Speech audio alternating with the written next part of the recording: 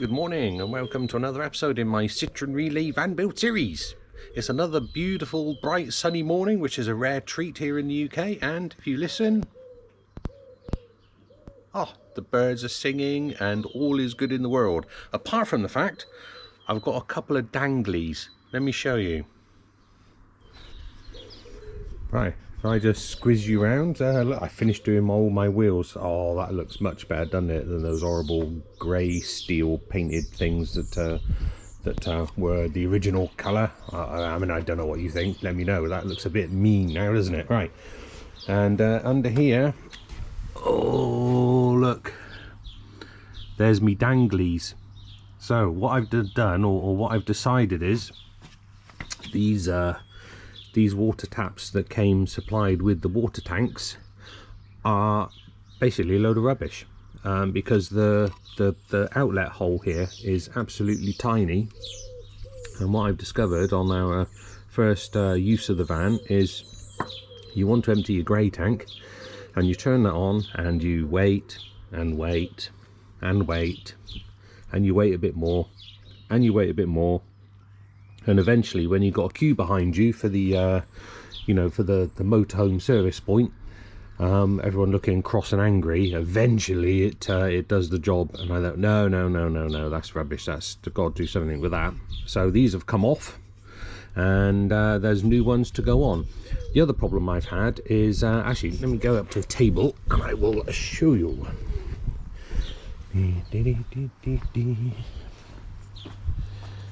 Right, so the other problem I had is, by the time you've got a mounting bracket on the back here and something to actually fix them with, I used these brass threaded bits. Look, the pipe has got nothing to actually fit to, so I had to put like a little doofer in the end of there, and that leaked a little bit, so it was just never really satisfactory.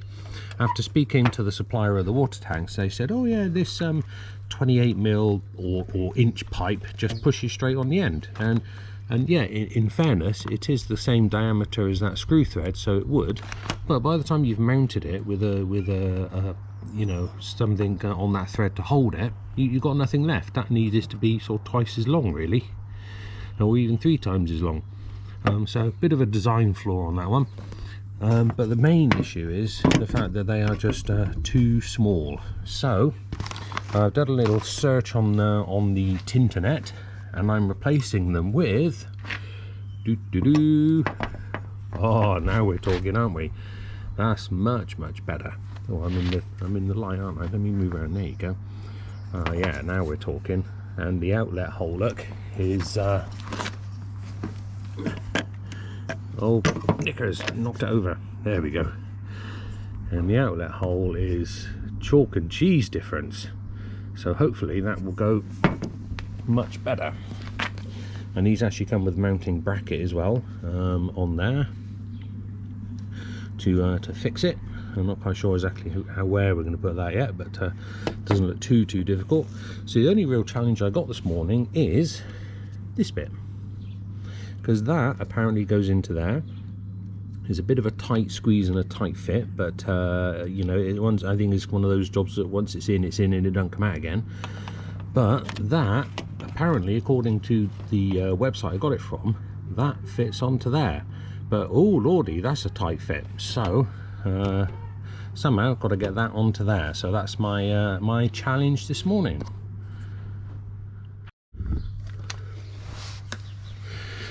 Right, so first things first is to try and get these taps on the end of these pipes under the van here before I worry too much about exactly how I'm going to mount them here. That's the minor detail. So with a little bit of trial and error while I was up on the work table, what I've come up with is all a bit Heath Robinson, but it's you got to do what you got to do, haven't you? So I've got no laughing. I've got a potato peeler and a little tube of lube. And before any of you dirty-minded people out there go, oh yeah, no, it's car lube, all-purpose grease. Got to keep her well greased, haven't you? And with the mixture of those two, we should be able to get that onto there. So I did a dummy run up on the table and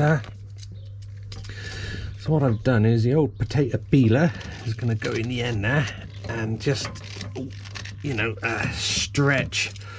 Oh, we're full of doodle entendres this morning, aren't we? Lubing and stretching. Got to try and stretch that end a little bit, like that. Yeah. And then a little bit of the old lube on here. Now, before anybody goes, wow, you're putting car grease into your water system. Oh yeah, I know. It's gonna flush it out afterwards, aren't we, eh? So don't panic, Mr. Mannering, don't panic. And then that should, once I can get it started, I can get the old gloves on for a bit of grippage, and that should then go in all right.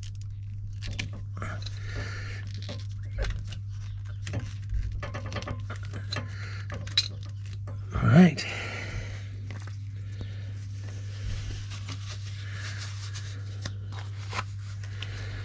Get the old gloveroos on so we can actually hold it some sense.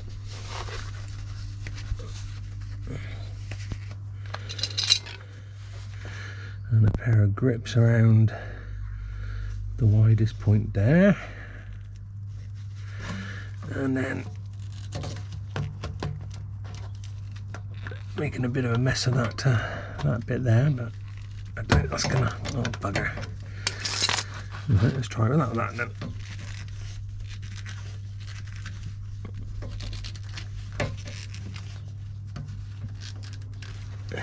Oh, she's going, she's going.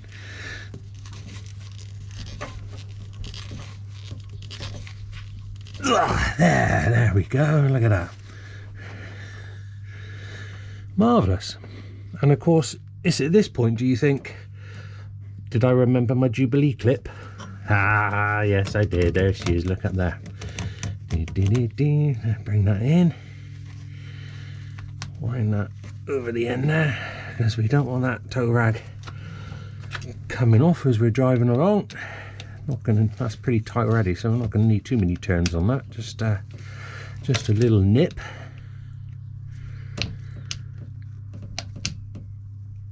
Like that. And I think we're all good. Right. And then that, I think, literally just goes into the end of there.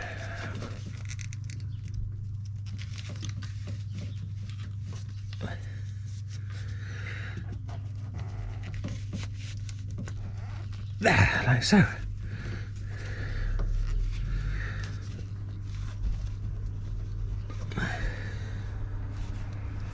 Marvellous. There we go. Right, let me get a little socket to give that a proper tighten up beyond what you know, trying to use a screwdriver is going to do. But that's the first one done. So I'll do exactly the same on the other one, and then we'll think about how we're going to actually attach these. Right, so I've got my two pipes done now, like so, and the grey one. And the blue one was a bit more of a fight than the grey. I don't know why. Perhaps that's just you know, a fraction of a mil thinner than the grey one is. Anyway, not to worry. It's on there now. Right, here's my two mounting brackets I had for the other one, and of course they're now facing the wrong way round. So I think I'm really just gonna basically take these off and turn them round and stick them back on again, and that should, I reckon, be just about what I want. So let's give that a whirl. A little later. Right, the moral to that one, look, is don't try and be cocky and clever and assume you know what size everything is, and bring the whole rail with you. Otherwise, we're up and down like a bloody yo-yo. Right, that's better. It's an 8, not a 10, you idiot.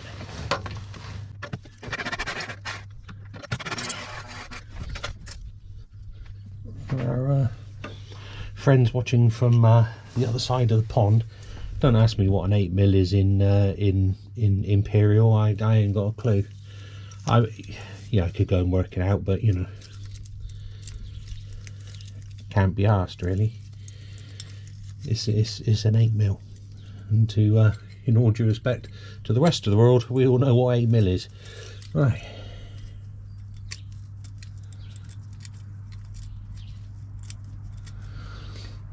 So that's looking swanky. Give that a little tidy.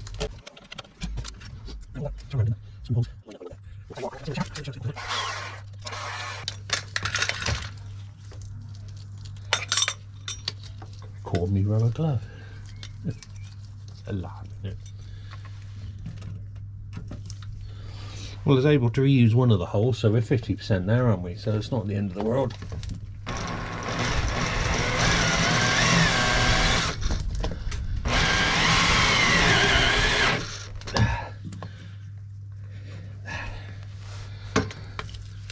Righty jolly, so let me bring you in a bit closer. So what we've done is, can you see that right? Yeah, so I've basically just turned that bracket round and refixed it into the sill using one of the original holes and just popped another one in, and then we can mount to the side of there like that. Right, let me pull that together and I'll show you what that looks like. Right, okay, I think I'm done. So actually I did away with these great big chunky brackets and went for something a bit smaller and more discreet. Can I get you up in there to see? Oh yeah, there we go. Let me get a pointing tool. Okay, so put an L bracket in there, a couple of screws up in, one screw there, fixing that on, and Jubilee clipped in behind there. And the same with the freshwater drain this side, and then this little pipe under here, which I just zip tied to the side, is the spill pipe for the fridge. So that just all comes out nicely in the same place there. And actually from above now, I just stand up and give us a profile view. Yeah, that looks quite neat and tidy, doesn't it? Obviously you ignore all the tools underneath there, but you get a flavour for that. And looking from the side, yeah. Excellent, that's a much better job. And then it's just a turn all the way around like that to empty, and round there. The L brackets are just creating a very slight little wobble there, but nothing too serious. So it's just the flex in the L bracket. I know it's not going to come off, it's not going to go anywhere. That's absolutely fine.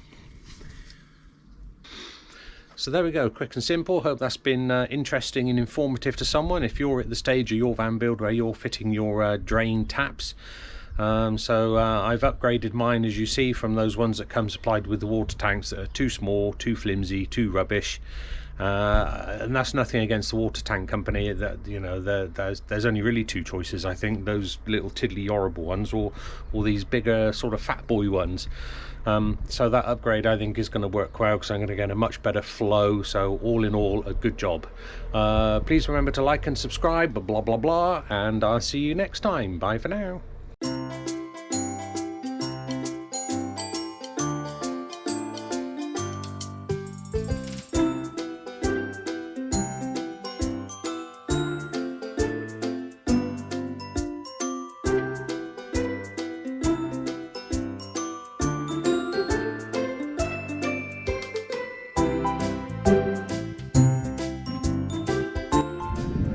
So we've just enjoyed a nice Easter bank holiday weekend at a very well-known campsite near Burnham-on-Sea, and there's been a mass exodus this morning. Look, and everybody has left. There's pretty much only us left, but look what's been left behind. We got bags of rubbish and debris strewn everywhere here.